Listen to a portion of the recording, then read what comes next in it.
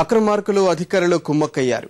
దళితులు గిరిజనుల అభివృద్ధి కోసం ప్రభుత్వం కేటాయించిన కోట్ల రూపాయల రాయితీ సొమ్మును అడ్డదారుల్లో స్వాహా చేశారు. మెదక్ జిల్లా పరిశ్రమల శాఖలో ఏళ్ల తరబడి యథేచ్ఛగా సాగుతున్న దోపిడీ పర్వంపై ఈటీవీ ఈనాడు పరిశీలనాత్మక కథనం.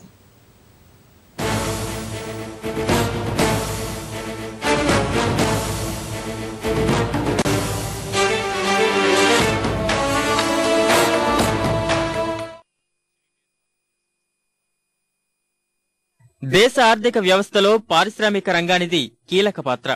దీని అభివృద్ధికి ప్రభుత్వం పారిశ్రామిక పెట్టుబడుల ప్రోత్సాహక విధానం ఐఐపిపిని రూపొందించింది. చిన్న తరహా పరిశ్రమలు స్థాపించే వారికి నగదు రాయితీ అందిస్తోంది. వెనుకబడిన వర్గాల ప్రోత్సాహానికి ఎస్సీ, ఎస్టీ మహిళలకు యూనిట్ విలువలో 40%, పురుషులకు 35% రాయితీ అందిస్తోంది. ఇందులో భాగంగా మెదక్ జిల్లా పరిశ్రమల కేంద్రం నుంచి ఐఐపిపి 2005-10, 2010-15 విధానం కింద 37 మండలాల్లో ఇప్పటికీ 236 యూనిట్లకు 3,66,00,000 లబ్ధిదారులకు అందజేశారు. రాయితీ పొందిన వారు యూనిట్లు నెలకొల్పి కనీసం 6 ఏళ్లు నిర్వహించాలనే నిబంధనలు ఉన్నా ఎక్కడా అమలు కావడం లేదు. చాలా మంది యూనిట్లు పెట్టకుండానే రాయితీ స్వాహా చేశారు. ఈటీవీ ఈనాడు క్షేత్రస్థాయి పరిశీలనలో ఈ వాస్తవాలు వెల్లడయ్యాయి.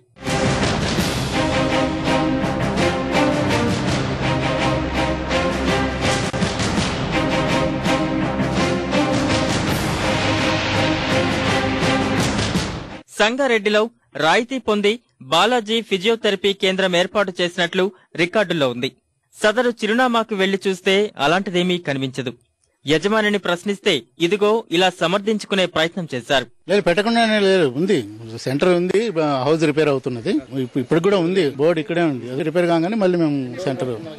న్యాల్కల్ మండలం ముంగి గ్రామంలో వినయ్ కుమార్ పేరుతో డైరీ నెలకొల్పినట్లు 12 లక్షల రాయితీ పొందారు. గ్రామంలో విచారిస్తే ఆ పేరు గల వ్యక్తి ఊరిలో ఎవరూ లేరని చెబుతున్నారు. ఇక్కడ వినయ్ పాల ఉత్పత్తి అనే కేంద్రం ఇక్కడ రిలయన్స్ మాత్రం ఉన్నది. ఇవే కాక కోళ్ల ఫారాలు, మంచినీటి శుద్ధి కేంద్రాలు, బోర్వెల్ రిగ్గులు నెలకొల్పినట్లు చూపి లక్షలాది రూపాయలు కాజేశారు. అధికారులు మాత్రం ఈ అవకతవకలపై ఎలాంటి సమాచారం లేదని చెబుతున్నారు. అంటే సాధారణంగా నా దృష్టికి అయితే రాలేదు. వచ్చినట్టయితే వాళ్ళ ఆఫీసుల మీద చర్య తీసుకోవడం జరుగుతుంది. లబ్ధిదారుల మీద రెవెన్యూ రికవరీ యాక్ట్ కింద మొత్తం రికవర్ చేయడం కూడా జరుగుతుంది. విలువైన ప్రజాధనాన్ని పక్కదారి పట్టిస్తున్న వారిపై చర్యలు తీసుకోవాలని ప్రజా సంఘాలు కోరుతున్నాయి.